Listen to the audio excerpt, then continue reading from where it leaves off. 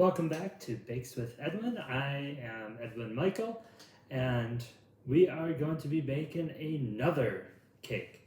This time we got something that's a little more technical, so hold on tight and we'll get you rolling. This is going to be a lemon poached pear cake.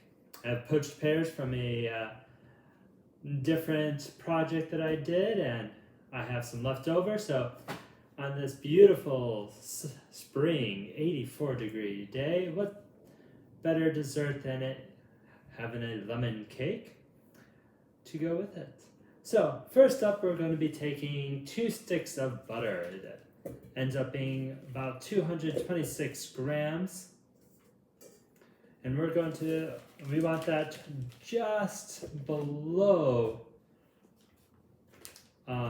average room temperature, not my room temperature, which is almost what it is outside right now. So what we're going to do is we're going to add in 200 grams of sugar, and we are going to mix that together until it is light and fluffy.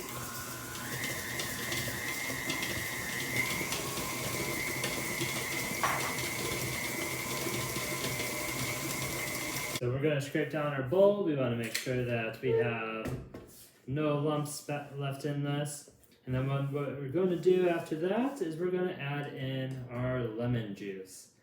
One thing you can use lemon extract.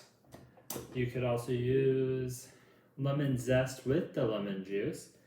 However, I don't have lemon zest in the house because I don't have whole lemons, but I do have lemon juice in my house.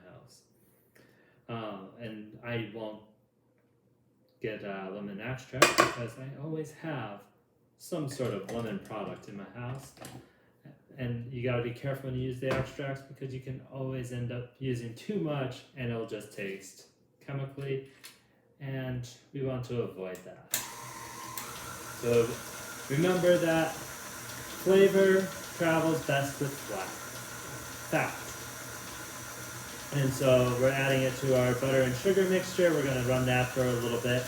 And what we need to do next is we're going to actually sift our flour with our dry ingredients so we can aerate the flour. We got our bowl and I got my sieve. You can also use a regular old sifter if you would like. I don't know where mine is, so we're going to just go with it. So we got 8 grams of baking powder, 3 grams of salt, added to 240 grams of flour. And I'm just using regular all-purpose flour. You can use cake flour if you'd like, but it's not really necessary.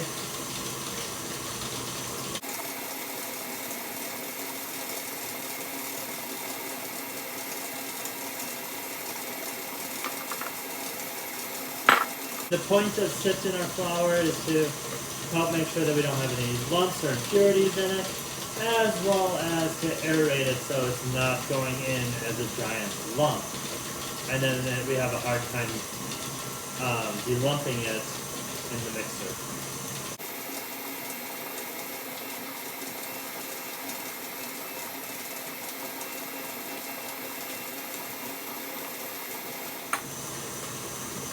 Alright, as you can see, our butter is doing great. And it's lightened up in color. It's definitely has quite a bit of air incorporated in it, which is great. It'll help with making this cake a nice and lighter texture, which is what we're kind of looking for in most cakes. We don't seem to have any butter lumps left, which is awesome. So now what we want to do is actually add in our eggs. And we want to slowly add in our eggs. So we're going to turn on our mixer and we're going to put the eggs in 3 intervals. We are trying to incorporate fat and liquid together, which is not an easy task. So in order to succeed at this, we want to slowly add the eggs in, otherwise we have what resembles scrambled eggs.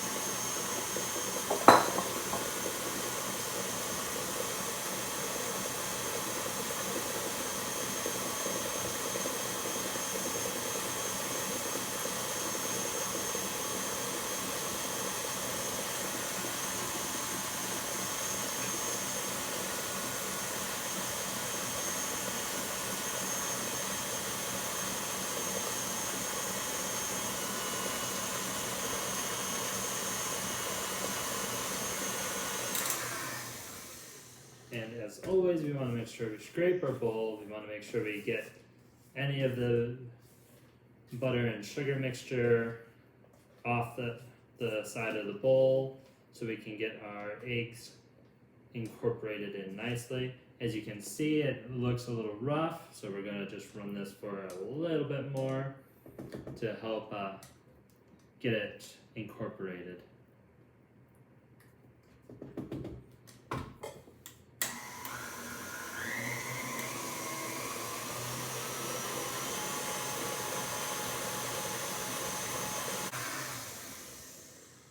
Alright, so looks like our eggs are pretty well incorporated into our butter. Now if you happen to make a mistake, which we all have, where we added in our butter way too quickly and couldn't get it to emulsify together, it's okay, it's not the end of the world. Luckily with cakes, or anything where you're adding flour into it, it almost always pulls it together. Almost. So now what we have going on is we're going to be adding our flour mixture and our milk mixture, which I'm using oat milk. You can use regular milk, soy milk, it doesn't really matter. It's your choice in this matter. But what I have in the house is oat milk, so that's what we're going to use. Really the point of this video is to kind of show you that you pretty much have everything you need to bake something real quick, real simple. And maybe I shouldn't use the word quick, because it's going to go into the oven for 1 hour at 350 degrees. So make sure your oven's on at this point if you haven't turned it on. So we're going to start off with 1/3 of the flour. Does not have to be exact, because I didn't measure it, as you can see. And we're just going to turn that on to number 1. We're going to add in half of the milk.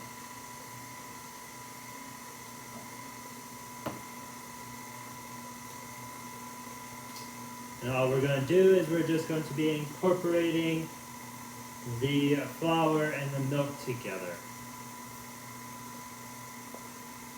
And once it's in there, we're going to put in another third of the flour. Again, it's approximation. The rest of your milk.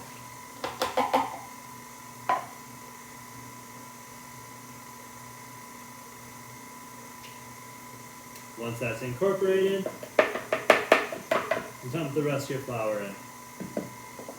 We'll call it good there.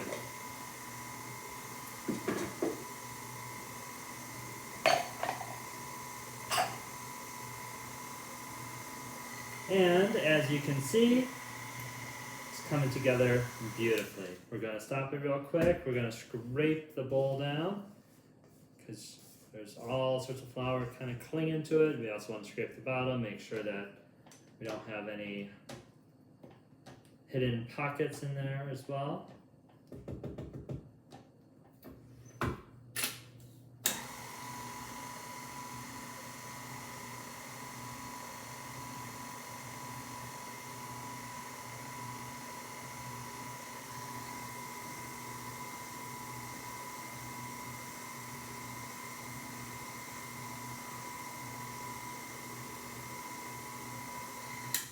All right, so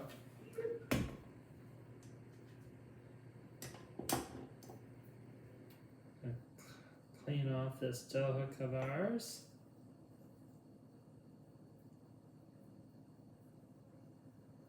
So we have our bread pan, and as you can see, I have it actually fitted with parchment paper. This is going to make your life 10 times easier if you just use parchment paper in it, because you'll be able to just pick it up and get it out instead of having to pray to the gods that you can get your whole cake out. We've all had the incident where we can't get the stupid thing out of the pan, or we get half of it, or we lose the entire bottom. But you know, it's not going to be the case today. I'm going to win. So what I'm going to do, because remember, this is going to be a poached pear thing. I got my poached pears right here. Gonna pull those little guys out.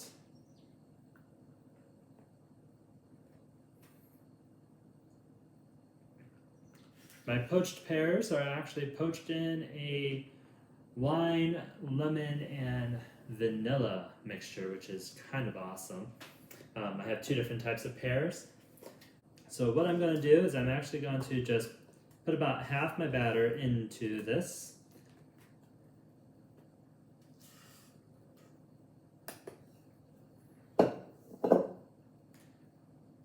Because what we need to do is we need to actually get the pears to stand up in this fruit.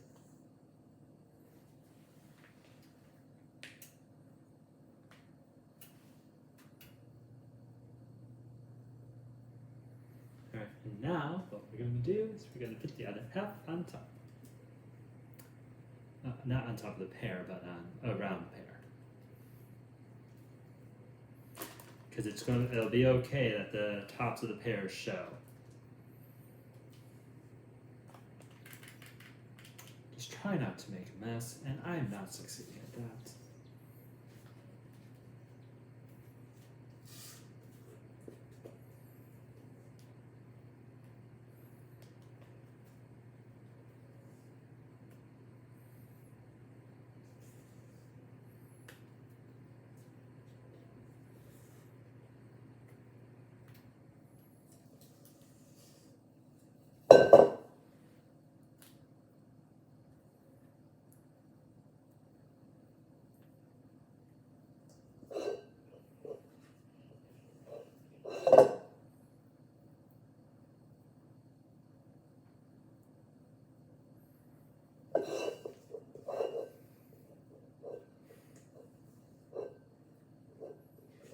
And if you're anything like me, you're probably wondering why I'm using such a small spatula. No worries, I have no idea why I grabbed this one.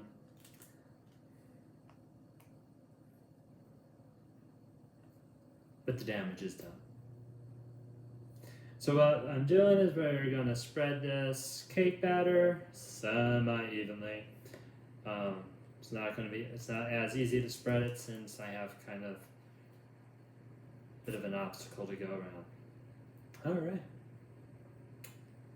Now, since that's taken care of, we're going to put this in the oven at 350 degrees for approximately 45 minutes to an hour. So this is kind of something that you want to plan a little bit ahead of time. You can do it last minute as long as you have, I want to say about an hour and 30 minutes because that's roughly what it took me, or what it's going to take me actually. 30 minutes for putting everything together, throwing it in the oven. Now you can actually leave out the fruit if you don't want to use poached fruit. This is perfectly fine as a pound cake on its own. You can add whatever flavoring you want to it. You can, really the sky's the limit on this. The only word of caution I will give you on this is you want to be careful if you add sweet things as your flavor. So like if you're adding chocolate chips or toffee pieces, like all that can be great in a cake, but you want to be careful because you're going to make a trip to the dentist next. Because keep in mind, this thing has 240 grams of sugar. This I think is 240, it could be 220. But anyways, let's get this thrown into the oven and we'll see you in about 45 minutes.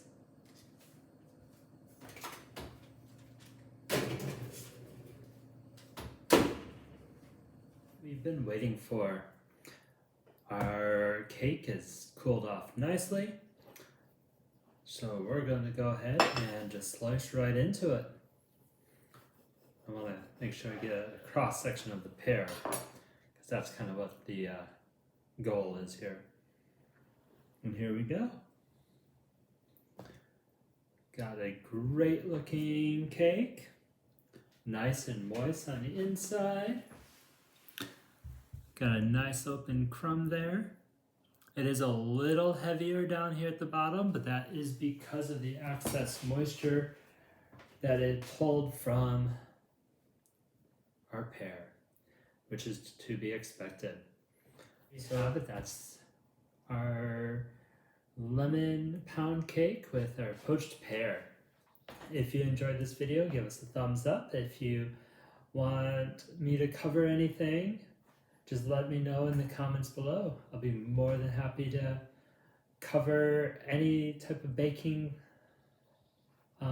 ideas that you guys have. I might even do a video of some of my favorite kitchen appliances, and yeah, we'll go from there. Have a great time, and we'll see you next time.